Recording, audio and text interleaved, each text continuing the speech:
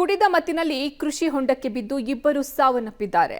ಅಜಿತ್ ಹಾಗೂ ಅಶೋಕ್ ಮೃತ ಯುವಕರು ಅಂತ ತಿಳಿದು ಬರ್ತಾ ಇದೆ. 37 ವರ್ಷದ ಅಜಿತ್ ಹಾಗೂ 35 ವರ್ಷದ ಅಶೋಕ್ ಸಾವನ್ನಪ್ಪಿರುವ ಯುವಕರಾಗಿದ್ದಾರೆ.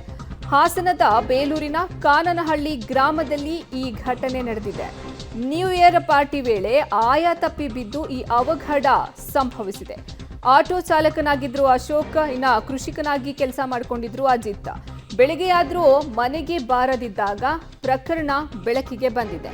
ಕುಡಿದ ಮತ್ತಿನಲ್ಲಿ ಕೃಷಿ ಹೊಂಡಕ್ಕೆ ಬಿದ್ದು ಇಬ್ಬರು ಸಾವನ್ನಪ್ಪಿರುವಂತಹ ಘಟನೆ ಹಾಸನದ ಬೇಲೂರಿನ ಕಾನನಹಳ್ಳಿ ಗ್ರಾಮದಲ್ಲಿ ನಡೆದಿದೆ. 37 ವರ್ಷದ ಅಜಿತ್ ಹಾಗೂ 35 ವರ್ಷದ ಅಶೋಕ್ ಮೃತ ಯುವಕರು ಅಂತ ತಿಳಿದು ಬಂದಿದೆ. ನ್ಯೂ ಇಯರ್ ಪಾರ್ಟಿ ಮಾಡೋಕೆ ಅಂತ ಹೋಗಿದ್ದಾರೆ. ಕೃಷಿ ಹೊಂಡಕ್ಕೆ ಆಯ ತಪ್ಪಿ ಬಿದ್ದು ಈ ಅವಘಡ ಸಂಭವಿಸಿದೆ ಅನ್ನುವಂತಹ ಮಾಹಿತಿ ಲಭ್ಯವಾಗ್ತಾ ಇದೆ. ಇನ್ನು ಅಶೋಕ್ ಆಟೋ ಚಾಲಕನಾಗಿದ್ರೆ ಅಜಿತ್ ಕೃಷಿಕನಾಗಿ ಕೆಲಸ ಮಾಡಿಕೊಂಡಿದ್ರು. ಬೆಳಗ್ಗೆ ಆದರೂ ಮನೆಗೆ ಅವರು ಹೋಗೋದಿಲ್ಲ. ಹೀಗಾಗಿ ಈ ಪ್ರಕರಣ ಬೆಳಕಿಗೆ ಬಂದಿದೆ. ಈ ಬಗ್ಗೆ ಹೆಚ್ಚಿನ ಮಾಹಿತಿ ನೀಡ್ತಾರೆ ನಮ್ಮ ಪ್ರತಿನಿಧಿ ಶಶಿಧರ್ ಸಂಪರ್ಕದಲ್ಲಿದ್ದಾರೆ. ಶಶಿಧರ್, ಇವರು ಆಯಾ ತಪ್ಪಿನೇ ಬಿದ್ದಿರೋದಾ ಅಥವಾ ಏನಾದರೂ ಗಲಾಟೆ ಮಾಡ್ಕೊಂಡ್ರಾ, ಹೇಗೆ ಅಂತ? ಅರ್ಪಿತಾ, ನಿನ್ನೆ ನ್ಯೂ ಇಯರ್ ಎಂಡ್ ಪಾರ್ಟಿ ಇರ್ಬೇಕಾದ್ರೆ ಅದೇ ಹೊಸ ವರ್ಷಕ್ಕೆ ಸ್ವಾಗತ ಅನ್ನೋ ಕಾರ್ಯಕ್ರಮ ಏನಿರ್ತದೆ, ಇಬ್ರು ಆತ್ಮೀಯ ಸ್ನೇಹಿತರಾಗಿರೋದ್ರಿಂದ ಅವರ ಏನು ಗ್ರಾಮ ಇದೆ ಅದರ ಪಕ್ಕದ ಗ್ರಾಮ ಕಾಲನಹಳ್ಳಿ ಅಂತ ಒಂದು ಕಾಫಿ ತೋಟ ಇರುತ್ತೆ. ಆ ಕಾಫಿ ತೋಟದಲ್ಲಿ ಕೃಷಿ ಹೊಂಡದ ಬಳಿ ಅವರು ಪಾರ್ಟಿಯನ್ನ ಮಾಡ್ತಿರ್ತಾರೆ. ಈ ಸಂದರ್ಭದಲ್ಲಿ ನೀರನ್ನು ತರಲಿಕ್ಕೆ ಹೋದ ಸಂದರ್ಭದಲ್ಲಿ ಓರ್ವ ಕಾಲು ಜಾರಿ ಕೃಷಿ ಹೊಂಡಕ್ಕೆ ಬಿದ್ದಿರ್ತಾನೆ.